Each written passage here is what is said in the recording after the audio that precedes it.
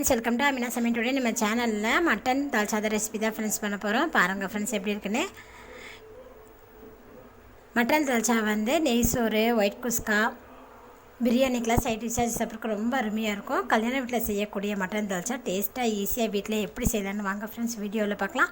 வீடியோக்குள்ளே போகிற பண்ணி எங்கள் சேனலில் புதுசாக பார்க்குறவங்க இது வரைக்கும் எங்கள் சேனல் சப்ஸ்கிரைப் பண்ணுங்கள். பக்கத்தில் இருக்கிற பெல் ஐக்கன் பண்ணி கிளிக் பண்ணுங்கள். அப்போ தான் நாங்கள் போடுற புது வீடியோக்கள் இன்னும் உங்களுக்கு நோட்டிஃபிகேஷன் வந்து சேரும். வீடியோவை ஸ்கிப் பண்ணாமல் பாருங்கள். மட்டன் தால்ச்சா பண்ணுறதுக்கு 1 டம்ளர் கடலைப்பருப்பை பார்த்திங்கன்னா 1/4 மணி நேரத்துக்கு முன்னாடியே தண்ணியில் ஊற போட்டு வச்சுருக்கேன். அதில் 1/2 டம்ளர் துவரம்பருப்பு எடுத்துக்கோங்க. இதையும் தண்ணியில் சேர்த்திக்கலாம்.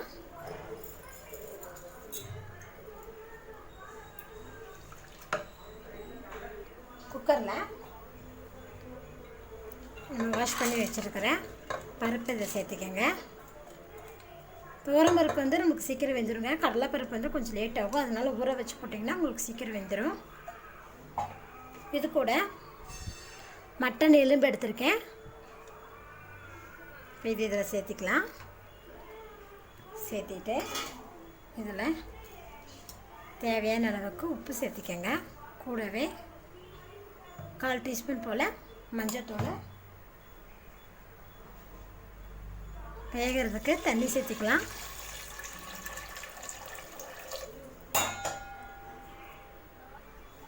நான் 1 செம்பு தண்ணி சேர்த்திருக்கேங்க. இதை நல்லா மிக்ஸ் பண்ணி விடுங்க. மூடி போட்டு 4 விசில் ஹை ஃப்ளேமில் வச்சு குக் பண்ணி எடுத்துக்கோங்க. 4 விசில் வந்தது ஆஃப் பண்ணிட்டு இப்போ குக்கர் மூடி ஓப்பன் பண்ணி பார்க்கலாம். பாருங்கள், எலும்பு நல்லா பருப்பு நல்லா வெந்திருக்கு பாருங்கள்.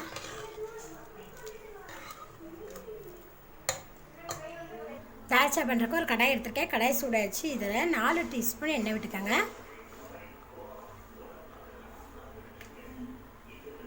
எண்ணெய் சூடாகட்டும். எண்ணெய் சூடானதுமே இதில் 3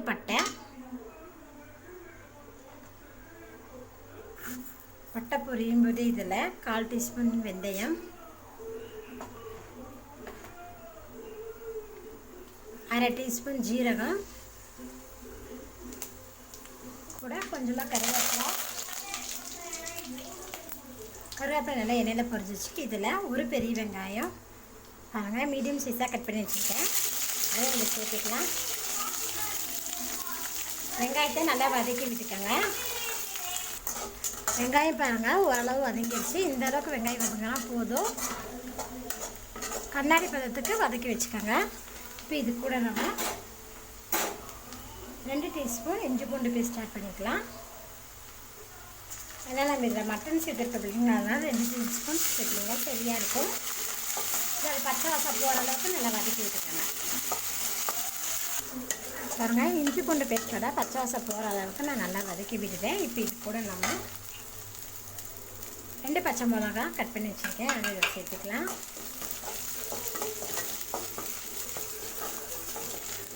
இந்த பச்சை மிளகாய் இதோட ஃப்ளேவர்லாம் ரொம்ப நல்லா இருக்குங்க இந்த மட்டன் தால்ச்சாக்கு.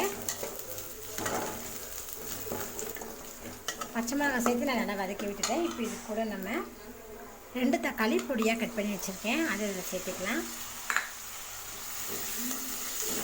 தக்காளி நல்லா வதக்கி விடுங்க.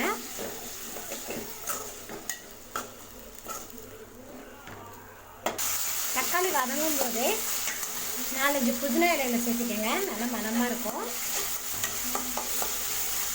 ஆனால் தக்காளி இன்னும் நமக்கு கொஞ்சம் வதங்கணும். பாருங்கள், புதினா தக்காளியெல்லாம் சேர்த்து நான் நல்லா வதக்கி விட்டுட்டேன்.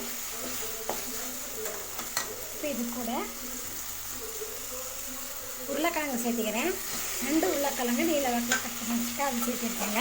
நீங்கள் வேறு ஏதாவது காய் வேணாலும் நீங்கள் சேர்த்துக்கலாம். நான் வெறும் உருளைக்கிழங்கு கூட தான் சேர்த்துருக்கேன். இது கூட நீங்கள் கத்திரிக்காய், முருங்கைக்காய், பூசணிக்காய், வாழைக்காய் இதெல்லாம் சேர்த்திங்கன்னா ரொம்ப நல்லாயிருக்கும். உருளைக்கிழங்கை சேர்த்து இதெல்லாம் வதக்கி விட்டுக்கலாம்.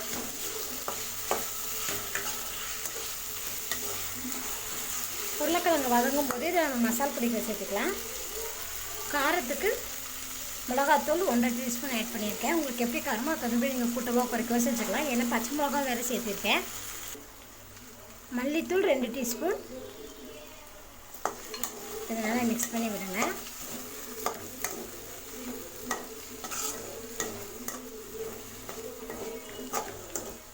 இது 2 நிமிஷம் நல்லா வதக்கி விட்டுக்கலாம்.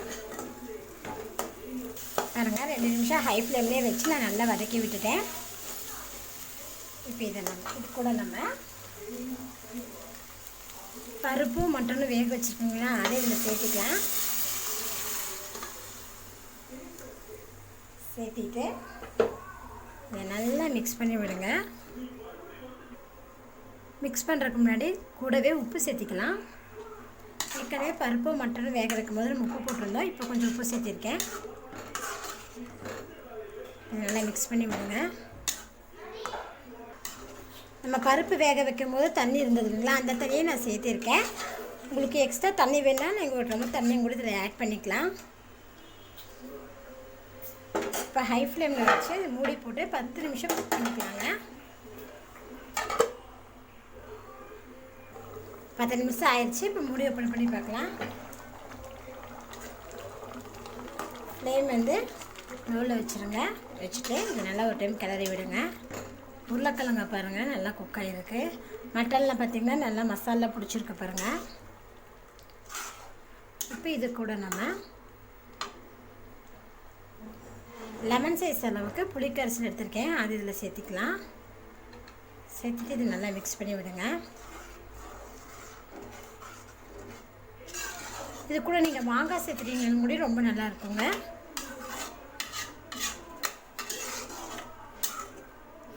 புளி சேர்த்திருக்கோம், கொஞ்சமாக உப்பு சேர்த்திக்கலாம்.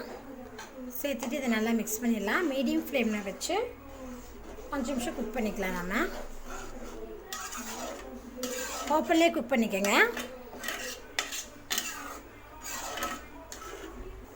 மீடியம் ஃப்ளேமில் வச்சு ஓப்பன்லேயே 5 நிமிஷம் நான் நல்லா குக் பண்ணிட்டேன். பாருங்கள், மட்டன் தால்ச்சா நல்லா சூப்பராக ரெடி ஆயிடுச்சு. இது கூட கொஞ்சமாக நறுக்கின கொத்தமல்லி தழைகள் ஆட் பண்ணிக்கலாம். ஆட் பண்ணிவிட்டு இதை லேசாக கலந்து விட்டுருங்க. அவ்வளோதாங்க. இப்போ ஸ்டவ் ஆஃப் பண்ணிடலாம். மட்டன் தால்ச்சா வந்து பிரியாணிக்கு, ஒயிட் குஸ்காவுக்கு, நெய்ச்சோறுக்கெலாம் நல்லா இருக்குங்க. நல்லா சூப்பராக பார்த்திங்கன்னா கல்யாண வீட்டில் செய்கிற மாதிரியே செஞ்சுருக்கேன். நீங்களும் இந்த ரெசிபி வீட்டில் செஞ்சு பாருங்கள் ஃப்ரெண்ட்ஸ். செஞ்சு பார்த்துட்டு உங்கள் கமெண்ட்டை சொல்லுங்கள். என்னோட இந்த வீடியோ உங்களுக்கு பிடிச்சதுன்னா லைக் பண்ணுங்கள், உங்கள் ஃப்ரெண்ட்ஸ்க்கு ஷேர் பண்ணுங்கள். மறக்காமல் அமேதா சமைச்சலாம் சப்ஸ்கிரைப் பண்ணுங்கள். நன்றி.